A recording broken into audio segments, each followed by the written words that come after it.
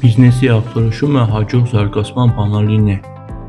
Ընկերությունում որևէ փոփոխություն կատարելուց առաջ կարևոր է անցկացնել համապարփակ գնահատում, գնահատել շուկան, ապրանքը և ապրանքանիշը։ Սովորաբար սա սկսվում է մանրակրկիտ աուդիտից, դիզայնը համեմատելով թիրախային լսարանի և մրցակիցների սպասումների հետ և վերլուծելով, թե որքանով է ապրանքը արտացոլում ապրանքանիշի արժեքները։ Մասնագետները խորհուրդ են տալիս կենտրոնանալ 4 հիմնական չափանիշների վրա՝ կրկնվող գնումների հաճախականություն, համախառն եկամուտ, ընկերության շուկայական դիրք,